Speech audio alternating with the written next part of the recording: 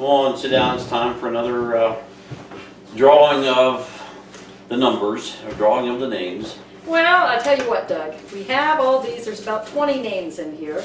Going to mix it around, but they're going to have to wait for just a couple of minutes before they find out who the lucky winner is.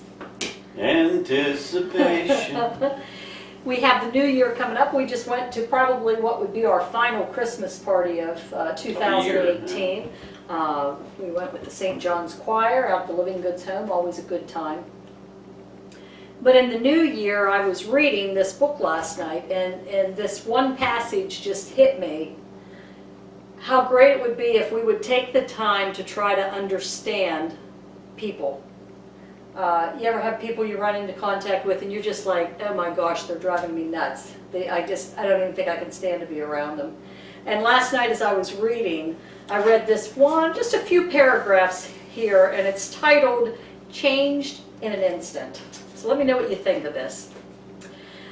The Bible is mostly suspicious of people with resources and power because the tendency is that once one has wealth and power, it's easy to forget and become insulated from people who are in need.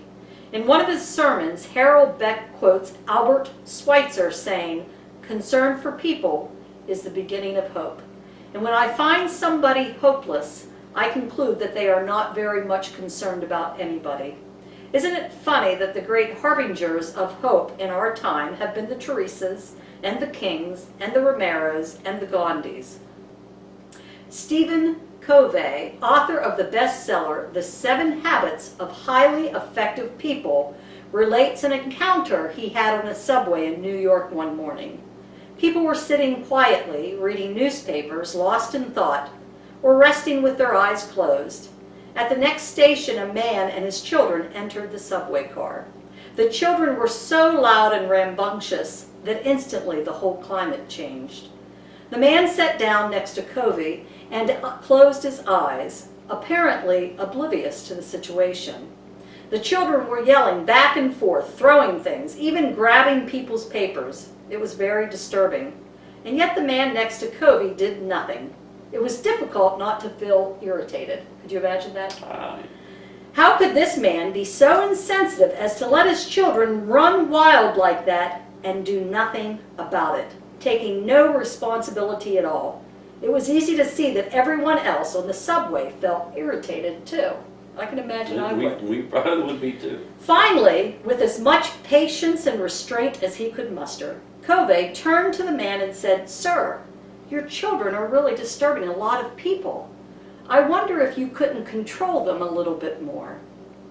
The man lifted his gaze as if to come to a consciousness of the situation for the first time and softly said, "Oh, you're right. I guess I should do something about it. We just came from the hospital where their mother died about an hour ago. I don't know what to think, and I guess they don't know how to handle it either." Covey was stunned. "Can you imagine how I felt at that moment?" he asked. His understanding shifted. He relates, "Suddenly I saw things differently. And because I saw differently, I thought differently. I felt differently. I behaved differently. My irritation vanished. My heart was filled with the man's pain. Feelings of sympathy and compassion flowed freely. Your wife just died? I'm so sorry. Can you tell me about it? What can I do to help?" Everything changed in an instant. All of this is about the virtue that Marcus Borg says is the acid test for our faith. The virtue of compassion, the way of Christ. The way of compassion is creative, healing, and life-giving. To be compassionate is to recognize our utter independence in God's world. To see another person, even a stranger, as a sister or brother is the beginning of compassion and the embracing of what Jesus preached and practiced as the primary quality of a life centered in God. So if we could do this coming new year, which is so hard to do, is to be out there in the world with people. But if we could start to just try to take the time and not be so irritated with people and try to see things from their perspective, You never know what that person's going through. No, And we've been so blessed and so fortunate. But you could see how, it drives me nuts when we're in a restaurant and somebody lets their kids just run rampant. Most of the time I can block it out. But, if it's a fancy place or whatever, it's easy for us to just get agitated. The word that comes to mind is judgment. Yeah. We Right tend with to you. be the judge, yep. Yep, those people were already judging him for not, keeping hold of his kids or disciplining or making them sit down. And a lot of times, kids react to situations and they overact. They don't know how to handle. Sure. And a lot of times in life, people don't know how to handle the situations they're in. They're lost. They can't even, that man couldn't even think. He was just sitting there. So if we could, in this new year, plan to be treating even those people who are annoying to us, people we don't know, treating them with love, treating them like a brother or a sister or a friend, or just showing a little compassion, just like that man then said, what can I do to help? Yeah, what can I do for you? Good lesson. Yeah. So, Doug, there it is, your turn. Pick it. You're feeling better than last week. He was flat on his back last week. A lot better. Thank you, everybody, for the thoughts and prayers. Did you behave this week, though? Of course I did. He said a house. So, if you do it again, I don't have any sympathy for you. I'll call one of you guys to come take him to the emergency room 2 nights in a row. Now, did you just learn anything from that See? story? I'm sorry. Right there. And the lucky person is... Jane Black.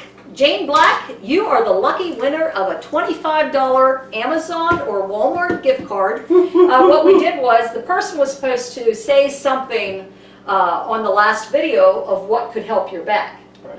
But a lot of people on that video said prayers, that they were praying for you. So That's the best thing. So it didn't matter what anyone said, whether it be prayers or some remedy. Some people said take him to the ER. Some people said, I think, massaging, shoot him, put him out of his misery. But anyone who commented on that, and especially your prayers, were very welcomed. So we do thank you for that. Jane, I'll be getting a hold of you and see which one you would like. And that's the last of the drawings for the month of December. We'll have to do this sometime again, have some specials going on, just the little gifts that we can give away. Christmas in July. See Christmas in July, that'll be good. That'll be good. So the next episode coming up will be in January, probably the first or second weekend in January. We're going to talk about new beginnings. So we'll see you there. And Happy New Year. Happy I guess New Year. We can't wish him a Merry, well, we can wish you a Merry Christmas. That can be any time of year. Merry Census. We're not even going there. Merry Christmas and a Happy New Year.